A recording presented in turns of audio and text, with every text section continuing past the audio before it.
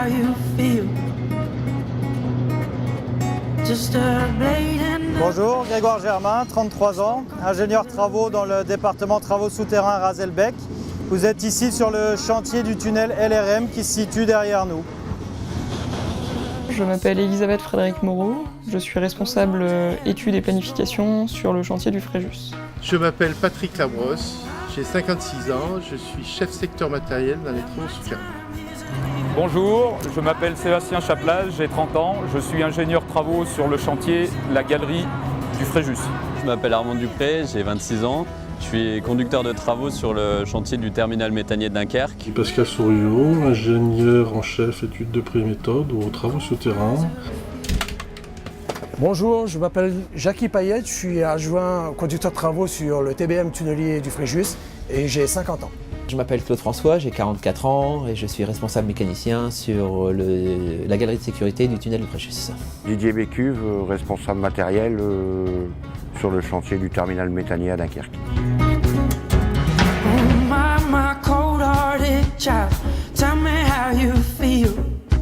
Je suis tombée dans le BTP toute petite car mon père travaillait déjà dans le BTP et a fait la même école d'ingénieur que moi. Je suis rentré dans les travaux souterrains au moment de la construction du tunnel sous la Manche. Ça m'a bien plu, on m'a proposé de continuer et j'y suis resté. Quelque chose qui m'attire beaucoup, les grands projets. Et parce que c'était un univers inconnu pour moi, mais fascinant, le sous-sol. Les travaux souterrains restent des travaux assez mystérieux pour la plupart des gens et a donc un côté très attrayant pour les jeunes. Je suis arrivé aux travaux souterrains par une simple coïncidence, une proposition qui m'a été faite pour partir à l'étranger, en Afrique, et j'ai découvert ce qu'était un tunnel pour la première fois de ma vie à 21 ans. Il y a un chantier qui se passait devant la maison de mes parents, pour ainsi dire dans le jardin même, parce que le tunnel traversait le jardin de mes parents. J'ai été fasciné par le déploiement de ces grosses machines et j'ai quitté l'école à l'époque pour pouvoir travailler dans la société qui faisait ce tunnel. Je suis rentré dans les travaux souterrains et j'ai appris à connaître des gens, des équipes, des manières de travailler qui m'ont beaucoup plu et qui ont fait que je me suis vraiment attaché à ce métier où on trouve aussi des caractères très attachants quand même. Ce qui me plaît dans les travaux souterrains, c'est la diversité du matériel, du travail. Les chantiers ne sont jamais les mêmes. Voilà, ça change tout le temps. Les jours se suivent, certes, mais ont du mal à se ressembler. Il faut souvent rester humble parce qu'on a appris des choses, mais on n'a pas tout, on ne sait pas tout. On est en constante recherche, constante remise en question de soi-même. Il faut toujours aller de l'avant, toujours chercher des techniques, des méthodes différentes pour améliorer la production, la sécurité. C'est très imprévisible. On ne sait jamais de quoi l'avenir va être fait, combien de temps le chantier va durer, c'est ce que j'aime, on est toujours surpris. C'est des travaux en perpétuel mouvement dû souvent à la géologie du terrain. C'est vraiment le terrain qui décide de tout. On n'est jamais sûr de rien, il faut toujours rester à l'écoute du terrain et savoir être réactif. C'est toutes ces différentes techniques qui font la spécificité des travaux souterrains et qui en font un métier très passionnant. Je retrouve souvent chez les gens cette passion, soit pour de la technique, de la mécanique pure, de la géotechnique, de la géologie, de l'organisation, parce qu'il y a tous ces aspects-là qui s'entrechoquent. Et en fait, un chantier qui est bien mené, c'est un équilibre. Quand je suis arrivée sur ce chantier, j'ai été très vite accueillie par l'équipe en place qui m'a intégrée dans leur monde, dans leur chantier et m'ont fait découvrir très rapidement en fait, tous les aspects des souterrains. Il n'y a pas de compétition entre les ouvriers. On a tous un seul but, un but commun, c'est la réalisation de l'ouvrage. Ce qui me plaît dans cette entreprise, c'est à coup sûr l'échelle à taille humaine, les rapports quasi familiaux qu'on peut avoir avec nos responsables. On n'est pas un numéro, on est vraiment quelqu'un. Ce que j'apprécie au sein du département travaux souterrains, c'est la confiance de la direction qu'elle nous témoigne lors de la réalisation des projets. On a généralement cette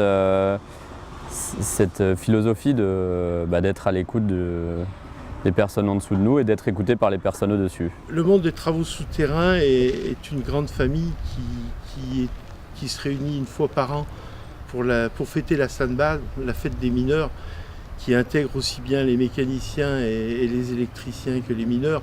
D'autres traditions, il y a comme dans tout chantier, mais plus largement dans le BTP, des réunions lors des faits importants, descente d'un tunnelier, réalisation des 100 premiers mètres. Les traditions du métier, alors elles sont importantes parce qu'elles soudent les hommes entre eux.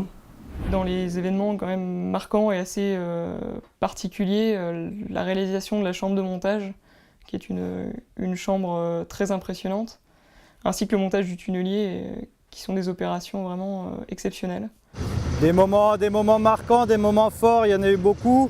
Si je devais en citer qu'un, ce serait peut-être la réalisation de la station de métro de la ligne 4, la station de mairie de Montrouge, sur laquelle je œuvrais pendant 4 ans. Et c'est vrai que bon, le métro parisien, c'est quand même un ouvrage assez exceptionnel, et se dire qu'on y a participé, on a son petit morceau à soi, ça fait plaisir. C'est pour moi le percement de la galerie du Rizzanese en Corse, avec le tunnelier, puisque de tous les chantiers sur lesquels j'ai pu travailler, c'est le seul où on a percé pour l'instant. Donc ça a été un moment très fort en émotion. Quand on est sur le fait accompli, ce n'est pas réellement un bon souvenir, parce que bon, c'est toujours dur, etc.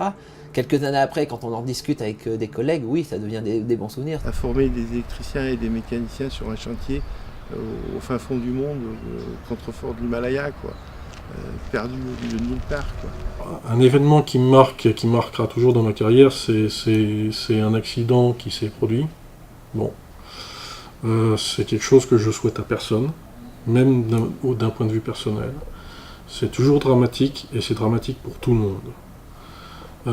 La sécurité, c'est quelque chose avec lequel on ne peut pas jouer.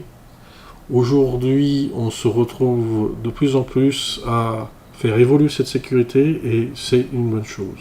Je crois que les travaux souterrains dans l'avenir vont continuer de se développer techniquement. Il y a des grands projets qui sont à l'étude et qui se réaliseront petit à petit. Là, il y a le Lyon-Turin, il y a le Grand Paris, et donc les travaux souterrains ont un avenir, c'est certain. Ce qu'il faut, c'est mobiliser du personnel et former du personnel et transmettre notre savoir. Les travaux souterrains peuvent permettre aux jeunes, sans formation vraiment particulière, s'ils en veulent, de pouvoir progresser, et je pense qu'il y en aura de plus en plus de tunnels à faire, et que c'est une bonne base pour démarrer. Même sans faire de grandes études, on peut y arriver à force de travailler, avoir la patience, en vouloir. On arrive à obtenir ce qu'on veut si on est intéressé par le métier qu'on fait.